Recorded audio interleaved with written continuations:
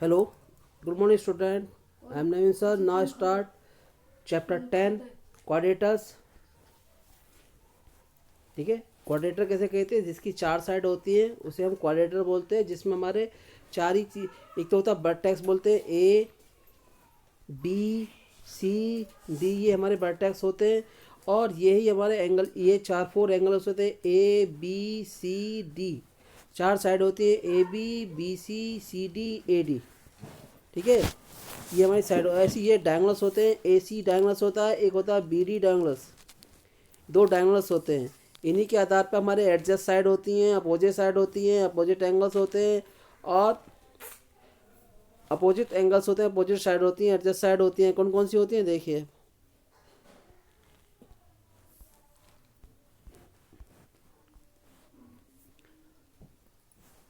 अब आती है हमारी एडजस्ट साइड।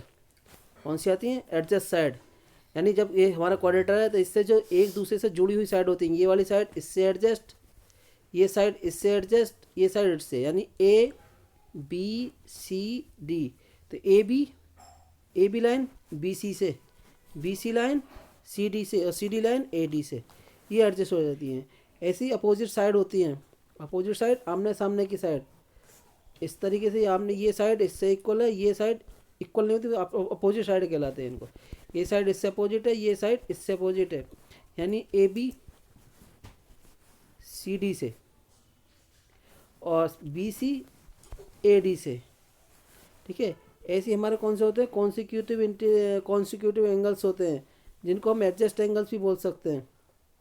ठीक है, यानी ऐसे क्वाड्रेटर में हैविंग कॉमन आर्म्स, यानी कोई कॉमन आर्म जिनकी एक आर्म कॉमन होती है। जैसे ये दे दीजिए हमको ए बी सी डी, इस एंगल की ये वाली साइड और इस एंगल की साइड दोनों सेम है, तो ये क्या हो जाएंगे? हमारे कॉन्सिक्यूटिव एंगल्स कहलाते हैं। यानी ए और बी और सी और डी। ऐसी अपोजिट एंगल्स होते हैं। कौन से होते हैं? Opposite angle. अपोजिट एंगल कौन से होते हैं? ये वाला एंगल इससे अपोजिट, ये एंगल इससे अपोजिट, यानी ए से सी और बी से डी। ठीक है, अब हमारे आते हैं टाइप्स ऑफ क्वाड्रेटर्स। क्या आते हैं? Type of quadrilaterals. आता है पैरेललोग्राम। पैरेललोग्राम किसे कहते हैं? ऐसा कोई क्वाड्रेटर जिसकी सारी साइडें एक दूसरे से पैरेलल हो, ये साइड इससे पैरेलल हो, ये साइड इससे पैरेलल हो। ठीक है, पैरेलल का, ठीक है। और जब पैरेलल होती है तो ये एंगल इससे इक्वल होता है, अपोजिट एंगल आर से इक्वल होते हैं, और कॉन्सिक्यूटिव एंगलों का सम कितना होता है? 180। फिर नेक्स्ट आता है हमारा एंगल, ये रेक्टेंगल है। रेक्टेंगल सभी एंगलों का कितना होते हैं? 90 डिग्री के होते हैं। ठीक है, और ये लाइन इससे पैरेलल होती है, ये लाइन इससे पैरेलल होती है, और ये लाइन इससे इक्वल होती है, ये लाइन भी इससे इक्वल होती है। आमने सामने की लाइन है इसमें, यानी opposite side are equal and opposite angles are equal. ठीक है, एंड पैरेलल्स। ऐसी स्क्वायर की ऑल साइड इक्वल होती हैं, सभी एंगल कितने कितने के होते हैं? 90 डिग्री के होते हैं, और अपोजिट साइड जो होती है एक दूसरे से पैरेलल होती हैं। इसी तरीके से आता है हमारे को रंबस। रंबस की क्या होती है? ऑल साइड इक्वल होती हैं और साइड पैरेलल होती हैं, अपोजिट साइड आर पैरेलल। ठीक है, ऐसी ट्रिपेंजियम होता है। ट्रिपेंजियम में क्या होता है? ये टू साइड आर पैरेलल और two side are non parallel. फिर होता है हमारा आइसोसेलेस ट्रापेजियम, यानी क्या होता है? इसकी जो नॉन पैरेलल साइड होती हैं वो एक दूसरे से इक्वल होती हैं। ठीक है, ये नॉन पैरेलल साइड है, ये लाइन हमारी पैरेलल है, तो एक दूसरे से ये वाली लाइन और ये वाली लाइन इक्वल होंगी। ठीक है, इसी से आधार पर आता है हमारे को नेक्स्ट। अब आती है काइट। काइट भी क्या हमारे क्वाड्रेटर है। क्वाड्रेटर इस तरह की होती है, ये साइड इससे इक्वल होती है, ये साइड इससे इक्वल होती है। ठीक है, रेक्टेंगल, स्क्वायर और रंबस ऑल पैराग्राम होते हैं। ठीक है, 10A 3 angles of A क्वाड्रेटर 75 90 75। Measure the fourth angle निकालना है। एक हम जानते हैं सभी क्वाड्रेटर के सभी एंगलों का सम कितना होता है? 360 होता है। कितना होता है? 360। तो किस तरीके से सॉल्व करेंगे देखिए। देखिए 3 कितना होता है? 3 सम ऑफ द ऑल क्वाड्रेटर्स कितना है? 360। उसमें फोर्थ एंगल ले लिया हमने एक्स, तो तीनों एंगल का सम यहाँ कर दिया बराबर 360। इसका सम बेटा 240। वहाँ उसको माइनस कर दिया तो इसकी वैल्यू कितनी आ जाएगी हमारे को 120। तो हमारा फोर्थ एंगल कितना आ जाएगा, फोर्थ एंगल हमारा कितना आ जाएगा 120 हो जाएगा। इसी तरीके से इसका नेक्स्ट क्वेश्चन है, देखिए इन रेशो दे रखा 2 4 5 7। ठीक है, अब इसमें हमें सारे एंगल निकालने, तक किस तरीके से निकालेंगे देखिए।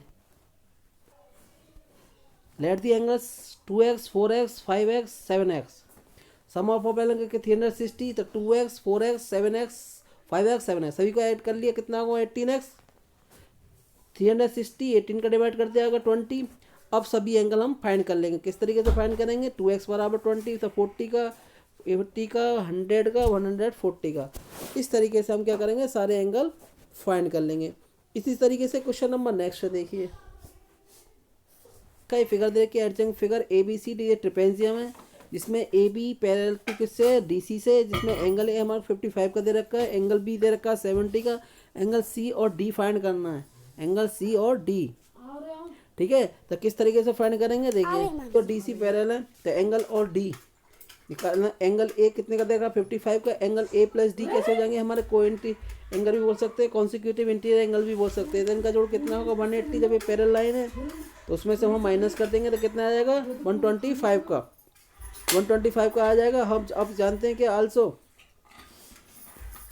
क्वाड्रेटर के सभी एंगलों का सम कितना होता है 360।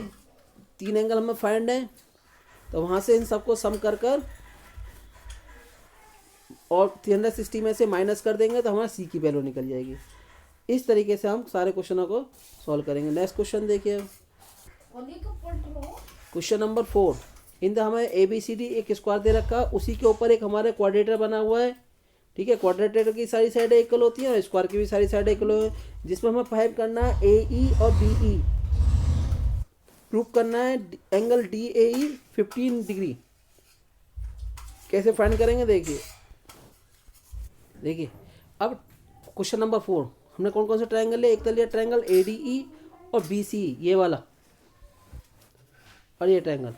ठीक है, ये दोनों ट्रायंगल ले लिए हमने, जिसमें हमें AD बराबर BC क्यों इक्वल है, क्योंकि दोनों स्क्वायर के किसकी साइड है AD और BC, AD और BC स्क्वायर साइड है।